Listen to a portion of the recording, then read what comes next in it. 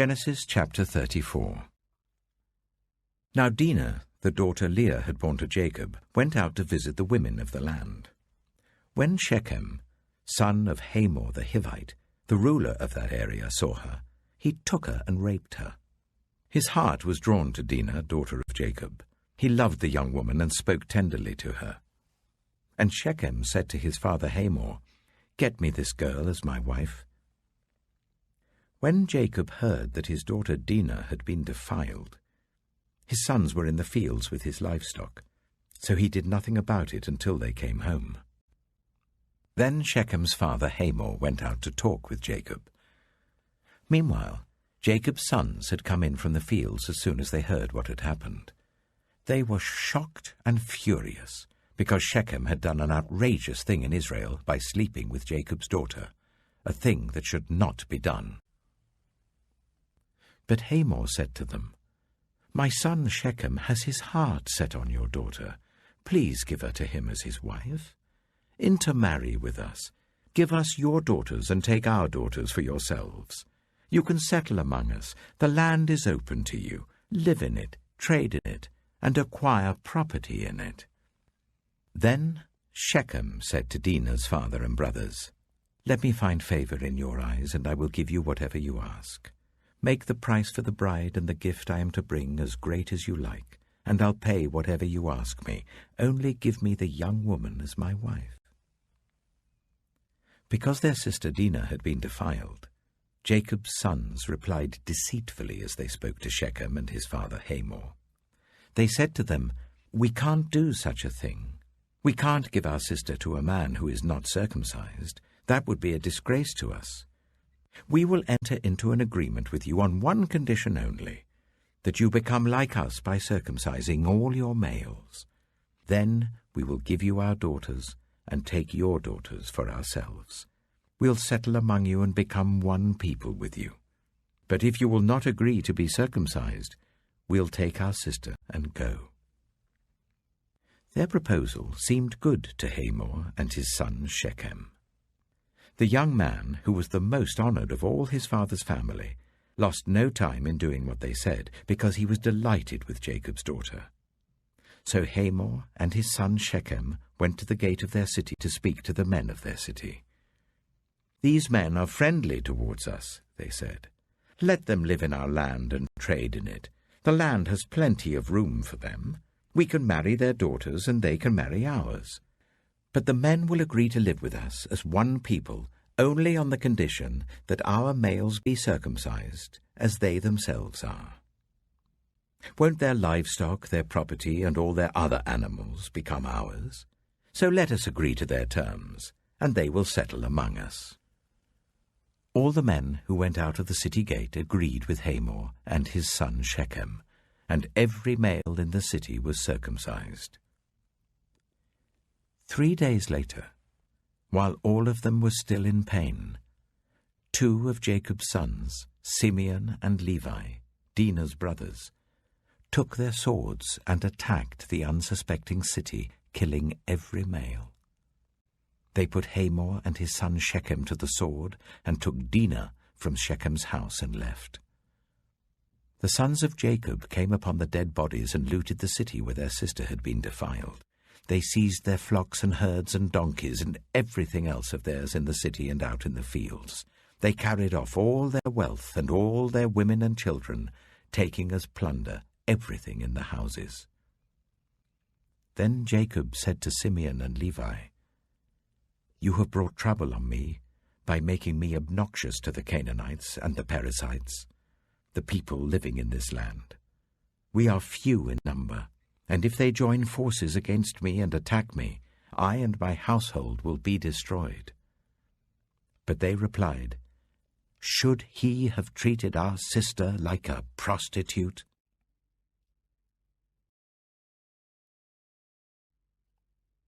Genesis chapter 35. Then God said to Jacob, "Go up to Bethel and settle there, and build an altar there to God, who appeared to you when you were fleeing from your brother Esau." So Jacob said to his household and to all who were with him, Get rid of the foreign gods you have with you, and purify yourselves and change your clothes. Then come, let us go up to Bethel, where I will build an altar to God, who answered me in the day of my distress, and who has been with me wherever I have gone." So they gave Jacob all the foreign gods they had, and the rings in their ears, and Jacob buried them under the oak at Shechem. Then they set out, and the terror of God fell on the towns all around them, so that no one pursued them.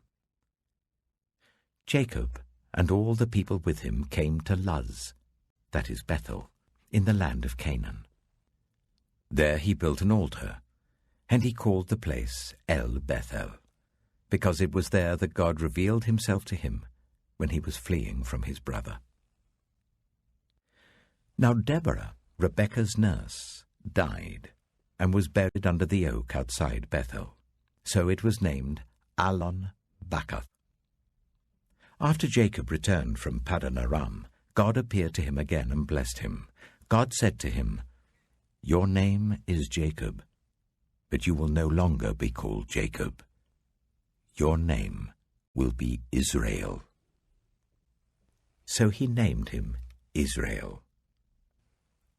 And God said to him, "I am God Almighty. Be fruitful and increase in number. A nation and a community of nations will come from you, and kings will be among your descendants. The land I gave to Abraham and Isaac I also give to you, and I will give this land to your descendants after you." Then God went up from him at the place where he had talked with him. Jacob set up a stone pillar at the place where God had talked with him, and he poured out a drink offering on it. He also poured oil on it. Jacob called the place where God had talked with him Bethel.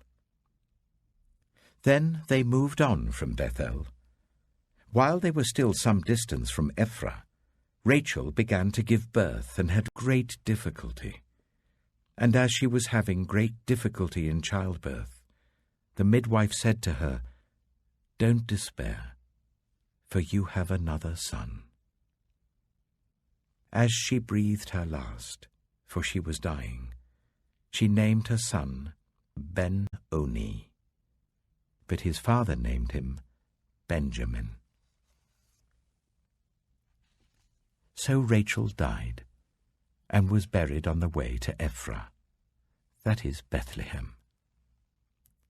Over her tomb Jacob set up a pillar, and to this day that pillar marks Rachel's tomb. Israel moved on again, and pitched his tent beyond Migdal-Eder. While Israel was living in that region, Reuben went in and slept with his father's concubine Bilhah, and Israel heard of it. Jacob had 12 sons. The sons of Leah: Reuben, the firstborn of Jacob, Simeon, Levi, Judah, Issachar, and Zebulun. The sons of Rachel: Joseph and Benjamin. The sons of Rachel's servant Bilhah: Dan and Naphtali. The sons of Leah's servant Zilpah: Gad and Asher. These were the sons of Jacob who were born to him in Paddan Aram. Jacob came home to his father Isaac in Mamre, near Kiriath Arba, that is Hebron, where Abraham and Isaac had stayed. Isaac lived 180 years. Then he breathed his last and died, and was gathered to his people, old and full of years. And his sons Esau and Jacob buried him.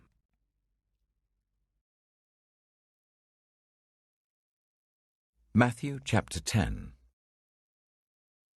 Jesus called his 12 disciples to him and gave them authority to drive out impure spirits and to heal every disease and illness. These are the names of the 12 apostles. First, Simon, who is called Peter, and his brother Andrew. James, son of Zebedee, and his brother John. Philip and Bartholomew. Thomas and Matthew the tax collector. James, son of Alphaeus and Thaddeus. Simon the Zealot, and Judas Iscariot, who betrayed him.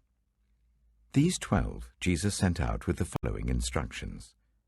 Do not go among the Gentiles or enter any town of the Samaritans. Go rather to the lost sheep of Israel. As you go, proclaim this message. The kingdom of heaven has come near. Heal those who are ill, raise the dead, cleanse those who have leprosy, drive out demons. Freely you have received, freely give. Do not get any gold or silver or copper to take with you in your belts. No bag for the journey, or extra shirt or sandals, or a staff, for the worker is worth his keep. Whatever town or village you enter, search there for some worthy person, and stay at their house until you leave. As you enter the home, give it your greeting. If the home is deserving, let your peace rest on it. If it is not, let your peace return to you. If anyone will not welcome you or listen to your words, leave that home or town, and shake the dust off your feet. Truly I tell you, it will be more bearable for Sodom and Gomorrah on the day of judgment than for that town. I am sending you out like sheep among wolves. Therefore be as shrewd as snakes and as innocent as doves. Be on your guard. You will be handed over to the local councils and flogged in the synagogues. On my account, you will be brought before governors and kings as witnesses to them and to the Gentiles. But when they arrest you, do not worry about what to say or how to say it. At that time you will be given what to say, for it will not be you speaking, but the Spirit of your Father speaking through you. Brother will betray brother to death, and a father his child. Children will rebel against their parents and have them put to death.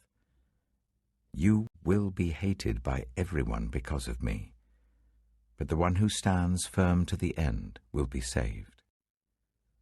When you are persecuted in one place, flee to another. Truly I tell you, you will not finish going through the towns of Israel before the Son of Man comes.